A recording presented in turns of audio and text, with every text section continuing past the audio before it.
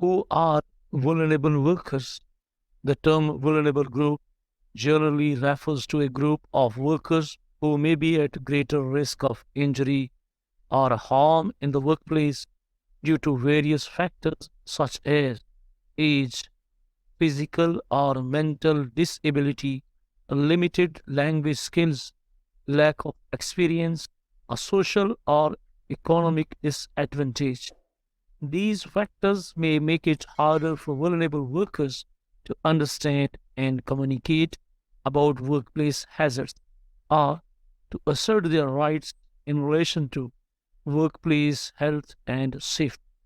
Compared to other workers on site, vulnerable workers may face additional barriers to safe and healthy work. For example, they may not have received adequate training, may not have access to appropriate personal protective equipment, or may be working in conditions that exacerbate their physical or mental health conditions. So, it is important to note that vulnerability is not an inherent characteristic of the work, but rather a result of the social, economic, and cultural factors that shape their experiences and opportunities. Effective protection of vulnerable workers require a holistic approach that addresses the underlying causes of vulnerability and empowers workers to participate in decisions that affect their health and safety. This is a short and quick introduction of vulnerable groups or vulnerable workers. In this training session, I'll discuss 10 most common vulnerable groups of workers. In this way, you will be understand easily as a safety practitioner, as a safety officer, or site HSC manager. Who are the workers? Those are at potential risk. So, without wasting time, let's get started.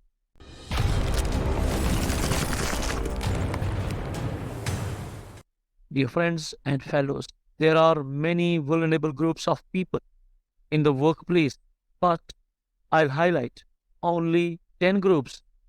Number one, young workers.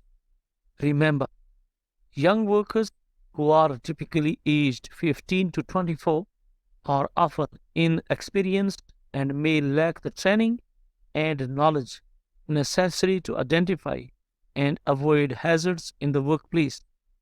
They may also be less likely to speak up about safety concerns due to a lack of confidence or fear of losing their jobs.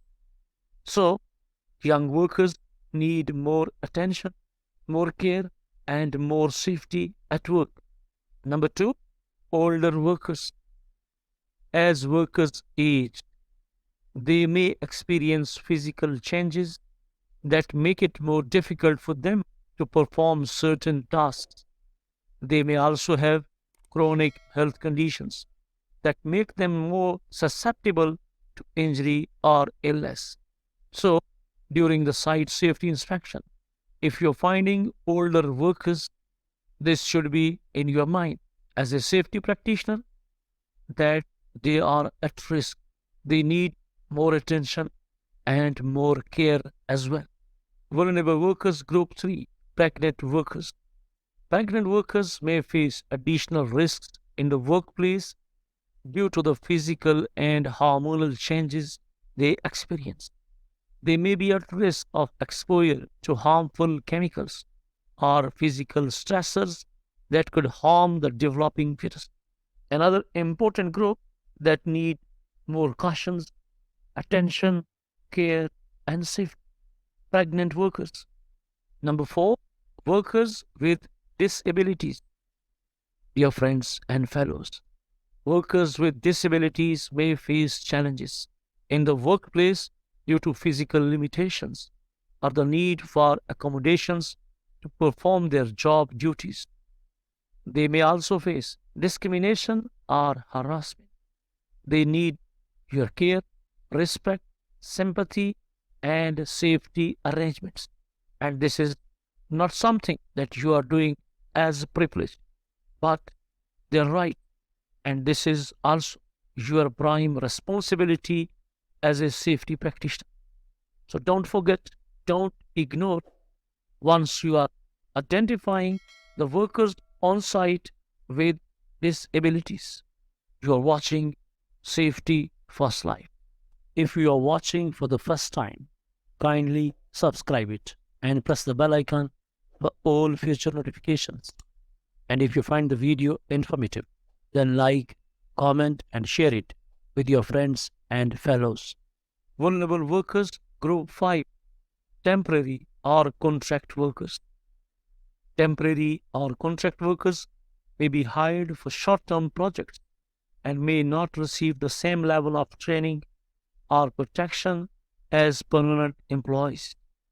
They may also be less likely to report safety concerns due to concerns about job security.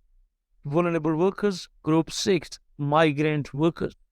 Migrant workers may face language barriers, cultural differences, and a lack of legal protections that make them more vulnerable to exploitation or unsafe working conditions. Number 7, low wage workers. Low wage workers may be employed in industries with high injury rates, such as agriculture, construction, or food service. They may also be less likely to have health insurance or access to paid sick leave. Group number 8 of vulnerable workers, home-based workers. Home-based workers such as telecommuters or freelance workers may face additional risk due to the lack of direct supervision and control over their work environment. Number 9, workers in high-stress jobs. Workers in high-stress jobs such as emergency responders or healthcare professionals may face psychological or emotional risk due to the nature of their work, their job responsibilities.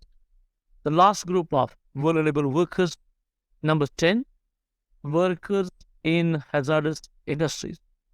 Workers in hazardous industries such as mining or manufacturing may be exposed to dangerous chemicals or machinery that could cause serious injury or illness if proper safety precautions are not taken.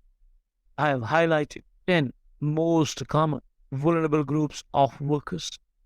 If you are in construction, manufacturing, mining, food industry, agriculture, or any other similar hazardous industry, or you are facing heavy machinery at work as a safety practitioner, as a safety supervisor, you should always consider vulnerable groups of people.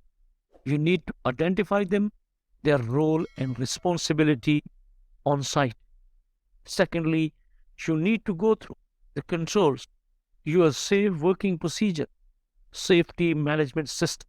They are being cared, they are trained, they have enough facilitation to perform and handle their work practices safely at work. If you are a pregnant worker, if you are an old age worker, if you are a young worker, this is also your responsibility.